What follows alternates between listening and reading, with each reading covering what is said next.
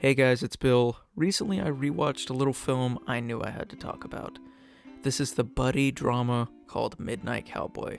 Directed by John Schlesinger, Midnight Cowboy tells the story of Joe Buck, a young buck, get it, who makes the decision to travel from Texas to New York in the hopes of hustling older women for sex and getting paid while doing it. He's a modern-day gigolo, and along his adjustment to the bustling city, he meets a man named Ratso, who may or may not be the only friend he'll make. First things first, you can't deny the charm this film has. Technically, it's a brilliantly shot and edited film. I wouldn't say one of the best, of course, but for 1969 standards, it's way ahead of what was considered the norm. Considering this is also the first X-rated film to win Best Picture, just goes to show how revolutionary Midnight Cowboy was. Everything from the cinematography to the expertly selected soundtrack gives off its blissful opening tone. With Buck's arrival in New York, we're met with a very peachy and upbeat introduction, thanks to the amazing song Everybody's Talking at Me from Harry Nilsson. I swear to God, that song is a banger. As the film progresses, however, we see a decline in the tone of the film, as it matches Buck's decline into homelessness and eventual prostitution. That split shot where Joe has to sell his radio as the music no longer plays was done so well. Sorry, I'm talking way too much on the technical aspects of the film. I can't help it when there's so much here that can be praised. But in all honesty, my favorite aspect of this movie goes to its storytelling and how it reveals information. While we don't know much about Dustin Hoffman's character Ratso, I think that's a good thing to leave his character's past mysterious, we see almost everything there is to know about Joe Buck, and it's all methodically displayed through flashbacks. Now hey, I'm not the biggest flashback fan, I have to admit it. In most cases, the use of a flashback in films are so unnecessary. They end up being either overly expository or just forgettable. This isn't the case with Midnight Cowboy. I think it plays out perfectly. Through the flashbacks, we see moments of Joe's childhood and young adulthood, primarily showing his relationships with the women he's known, his grandmother and his girlfriend, Crazy Annie. It's never downright revealed, yet it appears as though Joe was a victim of sexual abuse, with his grandmother, or her lovers, possibly being his abuser. The idea that Joe was a rape victim also goes into how he displays his cowboy persona, almost as if copying the look of the lovers his grandmother would attract. We see him pose in front of the mirror trying to put on an act, like he's never been comfortable with himself, only wearing a macho Western mask. His idea for attracting older women could also be rooted from his grandmother's abuse. Either way, there's some darker hidden meaning behind him, dreaming to make a career out of it. In the flashbacks with his girlfriend, we see that a group of men in the town catch them in the act and beat Joe while they chase and rape Annie. This feeling of helplessness that Joe couldn't protect her definitely plays a part in him trying to embody the Western hero archetype, further avoiding his insecurities. While both of these flashbacks offer completely different stories about Joe's past, they both have one thing in common. They both end with the woman leaving him, with his grandmother passing away and his girlfriend assumedly being sent to a mental hospital. Fear of abandonment plays a huge role in Midnight Cowboy. One of the things most people can fear is living in the same situations as our protagonist.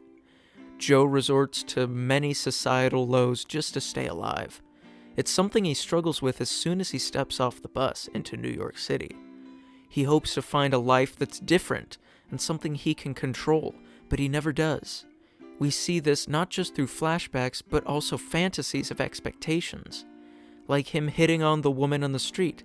Internally, he imagines courting them, taking them to their home, but realistically, it's something that's much harder than he expected. And it's because he wants things to change. He wants things to work out. He wants it to be in his favor. And most importantly, he doesn't want to be left alone again. And through his loneliness in New York, we meet Ratso, a sickly ill hustler who's equally as desperate for companionship. Through their mutual situation, the two form a bond, almost like a camaraderie. something that separates Ratso from the rest is that he's the only character in the film to acknowledge Joe's cowboy attire and criticize it, accusing him of being queer or doubting his personified masculinity. It's funny because Joe's instant rebuttal to Ratso is just, "Call it by its name, that's strictly for fags." John Wayne, you don't tell me he's a fag?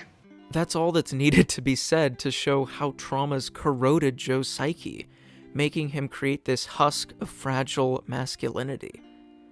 Maybe being doubted like that brought Joe and Ratso closer together. Like maybe they can both understand each other without having to talk about it. Either way, I think that was a huge moment for Joe's character.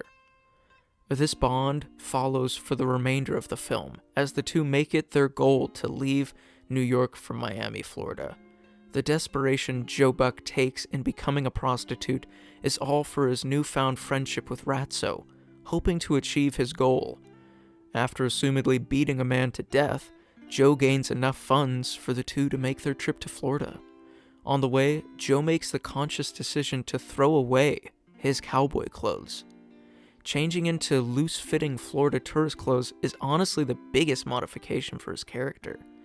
It's as if he's finally able to differentiate the way he views himself. Maybe trying to be comfortable in his own skin or something else. That or it's because he got blood on them from the assault. But either way, I think it was a powerful choice to have him drop that persona we've come to know. In the final moments of the film, Ratso passes away while they're traveling on the bus. An upset Joe holds onto Ratso's corpse as they arrive in Miami. The final shot shows the two through a window reflecting the palms and buildings passing by. While some people find the ending too bleak, I think it's oddly beautiful. Joe and Ratso spent everything they had on achieving this goal they wanted, to find a bright and new world to start fresh in. Ratso was willing to sacrifice his health and inevitably his life in the pursuit of this dream. It's sad that he never got to see it, but it's equally as sad knowing Joe had to lose his one friend in order to complete it. With his macho persona thrown away and his pockets emptied, Joe awaits an unknown future, seeing a world he'd never been a part of, and sadly, he'll be doing it alone again. All we do know, however, is that he'll no longer be walking the streets as a midnight cowboy. Yeah, super cheesy title end for this, but hey, who cares? I love this movie, and I love how it depicts trauma and masculine fragility. Thank you all for watching this video. Please show your boy Bill some love, some support by leaving a like, leaving a comment on what you thought of this film, and hey, even a subscribe. I could really use the support, and I look forward to making more movie-related videos soon. Love you guys. And as always, have a great day. That's been Bill, guys. Later.